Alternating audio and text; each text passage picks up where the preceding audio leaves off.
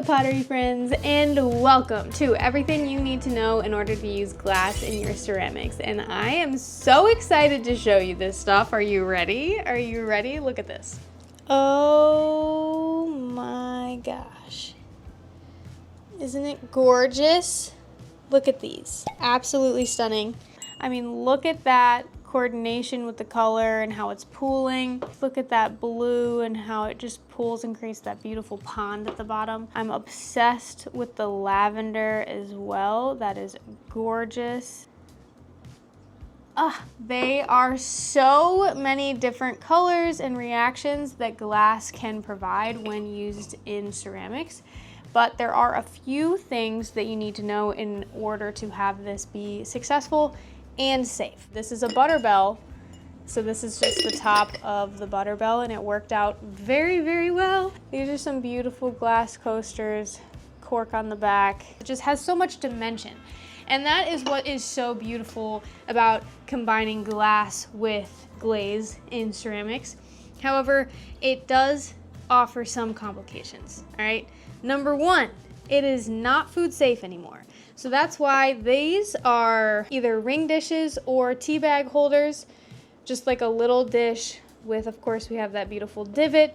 This, again, we have coasters. And then, of course, the top of the butterbell, not in any place that would touch any kind of food.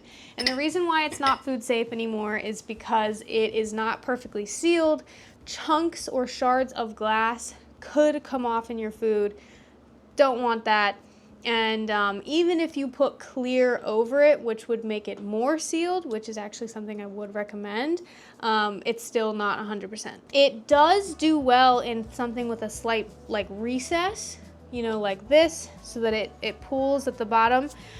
If you do it on something more flat, like I did with the butterbell, you don't want to use too much glass because then it could just like drip over to the side and have nothing to stop it from expanding. Glass does expand. That is why you always kind of want a rim, but you don't need a rim as long as you don't use too much glass.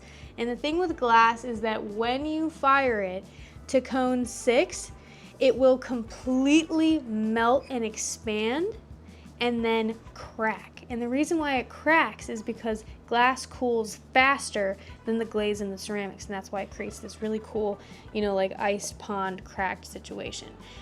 That is something you have to watch out for, though, is that if you put too much glass and it expands and then cools and then cracks, it could crack your piece because it doesn't have anywhere else to go. So you don't want to use too much glass. Now, going down the line of temperature obviously matters for how much you want your glass to crack. Cone 5, 2100 degrees, this is the most common range. It'll kind of start to like bubble and melt and crack. At cone 06, so 1800 degrees, the glass will do a full fuse and it will do some pooling, so it will completely fuse together and fuse to, like it could not completely like pool, right? At cone 010, 1600 degrees, it's going to fuse with round edges. Cone 015, so 1450, right, Fahrenheit, that is when slumping will start. I always fire my glass to cone 6 because that's where I fire my glazes at, and I really like the completely pooled and cracked effect with them. Marlena, where do you get your glass? Well, I actually don't buy special, fancy, expensive glass. I actually take whatever glass bottle I have around, either a wine bottle or a juice bottle or a marinara bottle. And here's the and with the safety tips. I do wear goggles. I put it in a bag, a thick black plastic bag. I take a hammer and I smash it. It does like break up and like rip the bag sometimes, so you know you do want to wear glasses because it's glass, you need to be careful, right? So the reason why I use bottled, like just regular bottles, is because that is a low temperature melting glass, and there's different types of glass that melt at different temperatures. So if you get like a professional grade stained glass type of glass, I'm not sure what temperature that is meant to fuse or melt at. The temperatures that I gave you works for most glass, but specifically low grade, low quality, regular bottled glass. But if you want to get like specifics with your melting temperatures, with high quality glass. If you go to any kind of a stained glass place that has glasses and sells glass, you can definitely get glass that melts at a certain temp and get specifics from the people who work there, and I highly recommend it. I took a stained glass class before. It was so fun. It was amazing. I loved the whole experience, and they had so many beautiful different kinds of glasses. But since with glaze, there are elements that are going to color the glass anyways, I always just use a clear bottle. So like I said, I always use glaze with my glass. So glaze has elements of glass in it, which is why it can color it well and fuse together well and melt together well. I always put glaze first, basically glaze like normal. And then when you load them into the kiln and you put them on the top shelf and you dribble a little bit of your glass specks, last step. Glass goes on, last thing. Glaze and glass will both run and pool and stick to your kiln shelf and, you know, cause you a bunch of problems. So just like you take precautions with not glazing your foot, you also want to take precautions by not adding too much glass.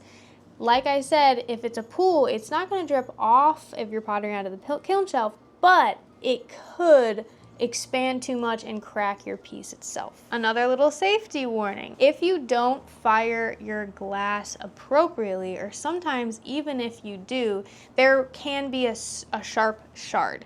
So like I said, there were these bubbles right here, and they're actually very smooth, but I have had bubbles that are not smooth, and so then what I do is I put on a mask, I wear goggles, I take a Dremel, and then I Dremel and sand those areas down until they are very smooth, like a baby's butt. My last tip for using glass and ceramics is to just cool your kiln slowly. Everything in there should just cool as slow as possible. Don't do a slow cool program if that's not usually what you do, because then your glazes will drip a lot more. But I mean, like, don't rush the cooling process, don't open the lid, just let the kiln cool for an entire day with the lid closed and it should be fine. If you want to use it in more non-functional items, like let's say a sculpture or some kind of wall hanging, some kind of thing, it only needs a place for it to pool. Final tips for using glass: if you have glass items that you're selling, just make sure always to mention to people they are not food safe, they're decorative only, or that they're in an item that isn't meant to be used for food. Also consider using a clear gloss on top or with the glass, or after the firing process, use a resin to fill in gaps or bubbles or uneven areas. As long as you explore, take notes, troubleshoot, and see how glass works for you, and if you can find some cool effects, honestly, go for it. Even if it's a little scary, even if it breaks and cracks some of your pieces, that is just an opportunity for you to troubleshoot, see where it went wrong, and improve and keep going forward. Keep creating. I hope this helps. Please let me know if you have any questions and we can kind of talk about it and troubleshoot it. And I would love to see your creations. If you haven't already, you should definitely subscribe so you're part of this artist community of ours. And I will see you in the next one. And please remember that art is so important, and so are you. Let me start over.